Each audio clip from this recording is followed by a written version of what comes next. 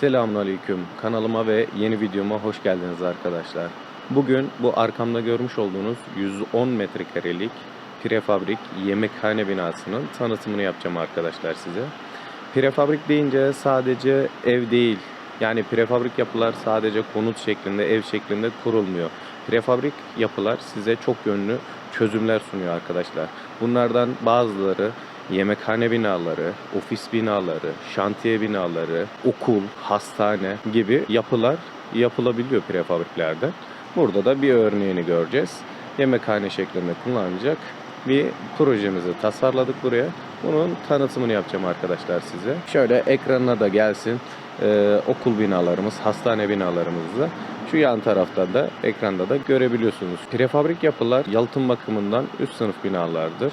Sadece yalıtım değil, bir hafta gibi kısa sürede inşa edilmesiyle de tabii ki de talep görmekte ve sizlere kısa sürede ev imkanı, iş yeri imkanı sunmaktadır arkadaşlar. Videoya başlamadan önce sağ altta bulunan abone ol butonundan kanalıma abone olabilirsiniz.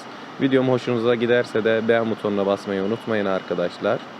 Fiyat ve detaylı bilgi için de aşağıda açıklamalar kısmında ve sabitlenmiş yorumlarda web sitemiz, sosyal medya hesaplarımız ve iletişim numaralarımızı bulabilirsiniz arkadaşlar. Oralardan bizlere ulaşabilirsiniz. Sormak istediklerinizi, fiyat teklifi almak istediğinizde rahatlıkla bizlere ulaşıp sorabilirsiniz arkadaşlar. O zaman prefabrik yapımızın tanıtımına başlayalım. Evet arkadaşlar, 110 metrekarelik prefabrik yemekhane binamız dıştan görünümü bu şekilde. Alt katı betonarme bir yapı, üst katında prefabrik bir yapı yaptık arkadaşlar. Alt katta daha önceden zaten bir betonarme bir yapı vardı. Bunun üzerine kat üstü şeklinde yapmış olduğumuz bir projemiz. Arkadaşlar videonun başında şunun içinde sizlerden özür dileyeyim. Sesim kötü geliyorsa, gürültülü geliyorsa kusurumuza bakmayın. Burası şöyle göstereyim. Mermer fabrikasının yemekhane binası olarak yapıldı. Çekimi de şu an gürültülü bir ortamda yapıyorum. Fabrikaların sesleri geliyorsa da hakkınızı helal edin artık. Hızlıca binamızın tanıtımını yapayım. Şöyle yaklaşalım binamıza. Binamızın dış cephesinde herhangi bir şekilde kaplama işlemi bulunmuyor arkadaşlar. Her 125 santimde bir bizim birleşim elemanlarımızı görmektesiniz. Çatı olukları, bunların yere indirimi tamamen yapıldı arkadaşlar. Kapı, pencereleri takıldı. İç dış boyası da yapıldı projemizin. Şöyle merdivenden çıkarak yavaşça binamızın içine doğru da geçelim. Zaten çatı şeklini vesaire de şu an drone görüntülerinden de görebiliyorsunuz. Bu projemiz kat üstü bir proje olduğu için alt kattaki yapıya uymak zorunda kaldık arkadaşlar. Çatıda bu şekilde bir şekil almış oldu. Binanın arka cephesinde zaten görüyorsunuz. Çapraz bir şekilde gelmekte. Yani daha fazla alanımız olmadığı için bu şekilde yapıldı arkadaşlar. Giriş bölümünde arkadaşlar şu şekilde 12 metre bir veranda alanı var. Şöyle göstereyim. Veranda alanından direkt yemekhane bölümüne giriş yapabiliyoruz arkadaşlar. Evet, kapıdan girdiğimizde şu şekilde kocaman 62 metrekarelik bir yemekhane bölümü bizi karşılıyor arkadaşlar. Yani içeri girdiğimizde dışarıdaki sesin ne kadar kesildiğini, izolasyonunun ne kadar olduğunu da görebiliyorsunuz.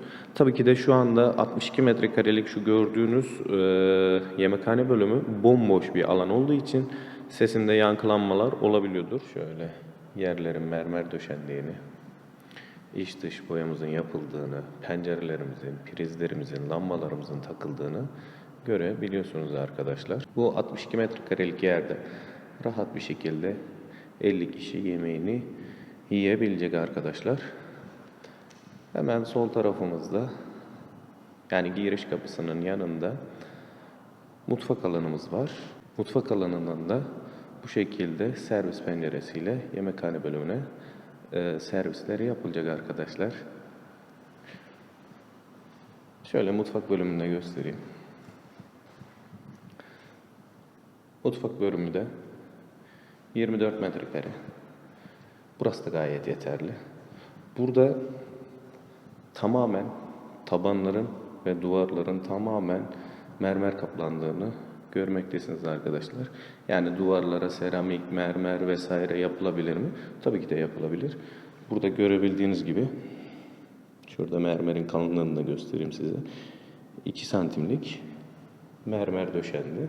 Rahat bir şekilde taşır, yapışması sıkıntı olmaz arkadaşlar. Mutfak bölümünün içinden de son olarak kiler alanına bir kapı daha açılıyor. Burada da 10 metrekarelik bir kiler alanı var. 180 santim genişliği olan,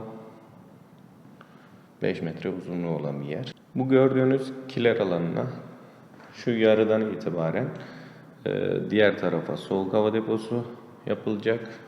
Bu bölümde kuru bakliyat saklamak için bir alan, raflar yapılacak arkadaşlar. Şöyle mutfak alanında da temiz su tesisatı, pis su tesisatı, aynı şekilde termosifon hatları, lamba prizlerin takıldığını görebiliyorsunuz. Burada tezgah önünde bir sürgülü penceremiz var arkadaşlar. Yine aynı şekilde sürgülü bir plise silinkliği var. Rahat bir şekilde kullanımı var arkadaşlar. Evet arkadaşlar, 110 metrekarelik prefabrik evimiz bu şekildeydi. Daha doğrusu prefabrik yemekhanemiz bu şekildeydi. Elimden geldiğince sizlere anlatmaya çalıştım arkadaşlar. Videom hoşunuza gittiyse beğen butonuna basmayı ve bundan sonraki videolardan haberdar olmak için kanalıma abone olup zil butonuna basmayı unutmayın arkadaşlar. Detaylı bilgi, fiyat bilgisi için de aşağıda açıklamalar kısmında ve yorumlarda sabitlemiş olduğum web sitemiz, Instagram adresimiz ve telefon numaralarımız gibi iletişim adreslerimiz bulunmakta.